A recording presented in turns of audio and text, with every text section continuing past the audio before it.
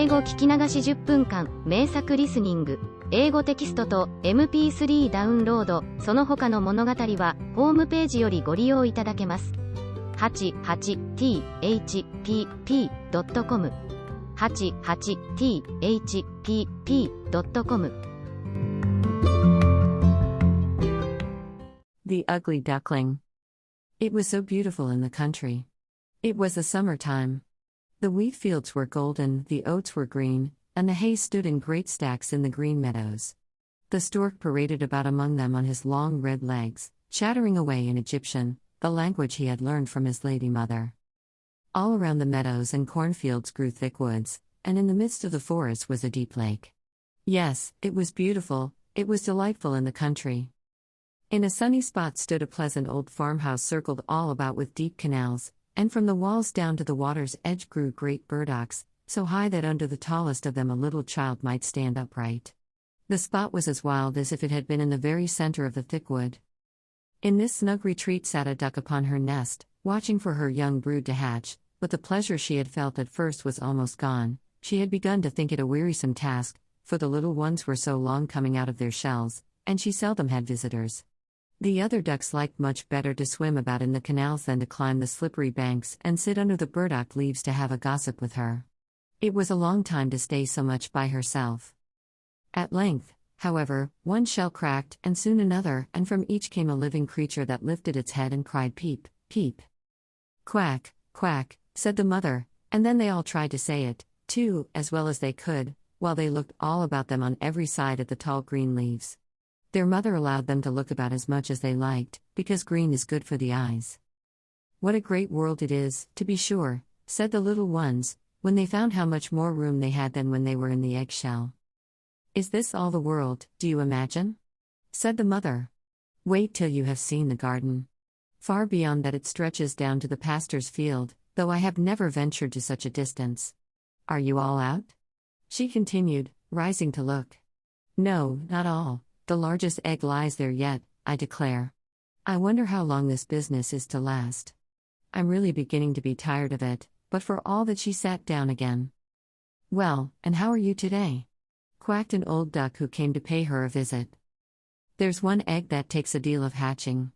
The shell is hard and will not break, said the fond mother, who sat still upon her nest. But just look at the others. Have I not a pretty family? Are they not the prettiest little ducklings you ever saw? They are the image of their father, the good-for-naught. He never comes to see me. Let me see the egg that will not break, said the old duck. I've no doubt it's a guinea fowl's egg.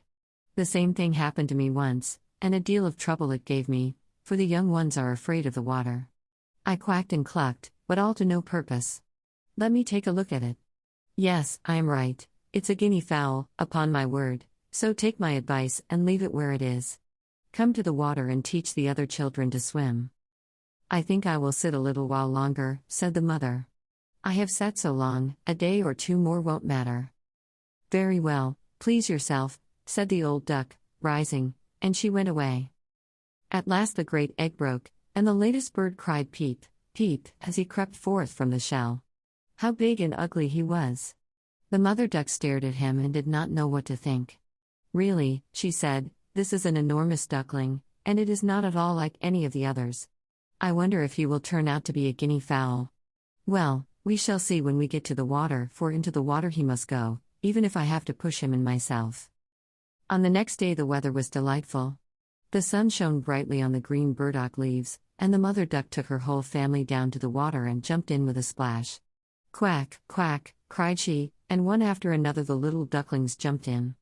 The water closed over their heads, but they came up again in an instant and swam about quite prettily, with their legs paddling under them as easily as possible. Their legs went of their own accord, and the ugly grey coat was also in the water, swimming with them. Oh, said the mother, that is not a guinea fowl. See how well he uses his legs, and how erect he holds himself. He is my own child, and he is not so very ugly after all, if you look at him properly. Quack, quack. Come with me now.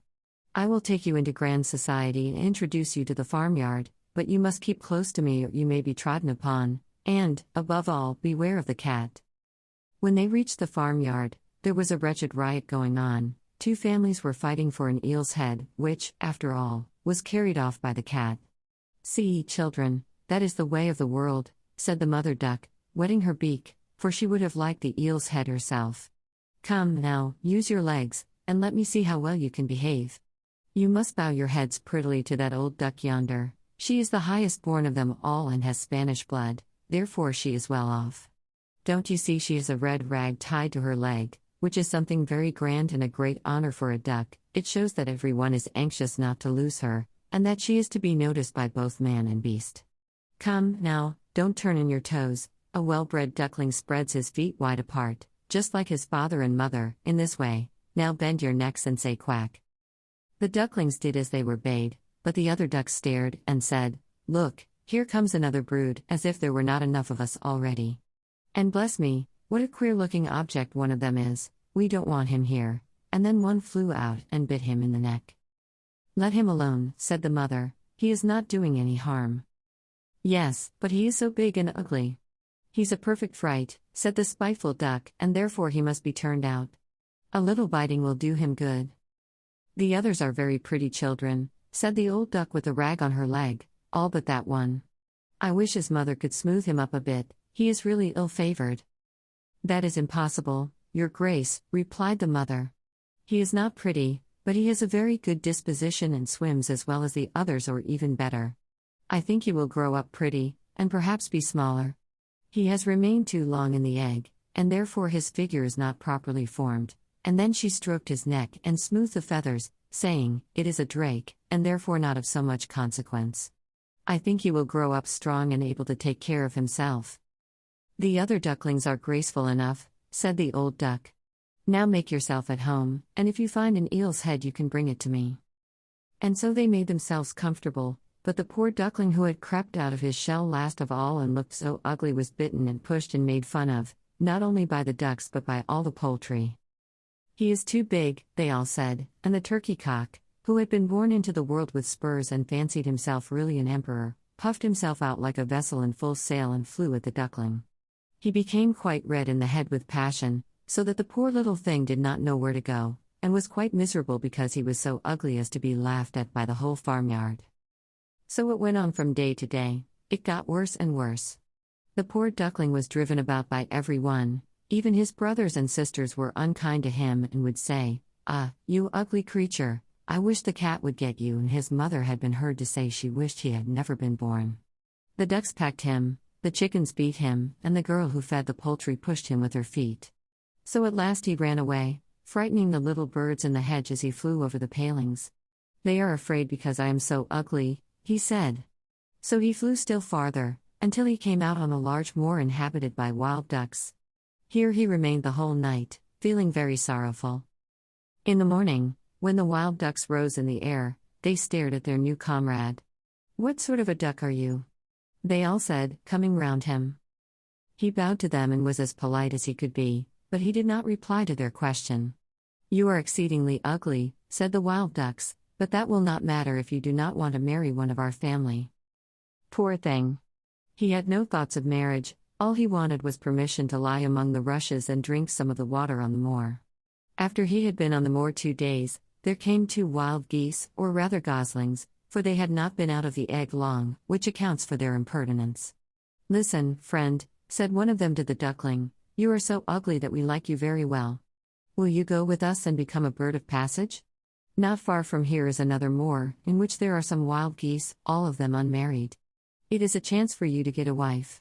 You may make your fortune, ugly as you are." Bang, bang, sounded in the air, and the 2 wild geese fell dead among the rushes, and the water was tinged with blood. Bang, bang, echoed far and wide in the distance, and whole flocks of wild geese rose up from the rushes.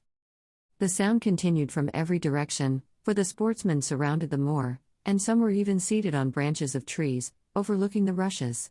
The blue smoke from the guns rose like clouds over the dark trees, and as it floated away across the water, a number of sporting dogs bounded in among the rushes, which bent beneath them wherever they went. How they terrified the poor duckling! He turned away his head to hide it under his wing, and at the same moment a large, terrible dog passed quite near him. His jaws were open, his tongue hung from his mouth, and his eyes glared fearfully.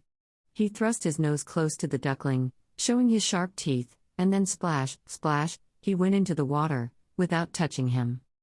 "Oh," sighed the duckling, "how thankful I am for being so ugly, even a dog will not bite me." And so he lay quite still, while the shot rattled through the rushes, and gun after gun was fired over him. It was late in the day before all became quiet, but even then the poor young thing did not dare to move. He waited quietly for several hours and then, after looking carefully around him, hastened away from the moor as fast as he could. He ran over field and meadow till a storm arose, and he could hardly struggle against it. Towards evening he reached a poor little cottage that seemed ready to fall, and only seemed to remain standing because it could not decide on which side to fall first. The storm continued so violent that the duckling could go no farther. He sat down by the cottage, and then he noticed that the door was not quite closed, in consequence of one of the hinges having given way. There was, therefore, a narrow opening near the bottom large enough for him to slip through, which he did very quietly, and got a shelter for the night. Here, in this cottage, lived a woman, a cat, and a hen. The cat, whom his mistress called my little son, was a great favorite. He could raise his back and purr, and could even throw out sparks from his fur if it were stroked the wrong way. The hen had very short legs, so she was called Chicky Short Legs. She laid good eggs, and her mistress loved her as if she had been her own child. In the morning the strange visitor was discovered, the cat began to purr and the hen to cluck. 英語聞き流し10分間、名作リスニング。英語テキストと MP3 ダウンロード、その他の物語は、ホームページよりご利用いただけます。88thpp.com 88thpp.com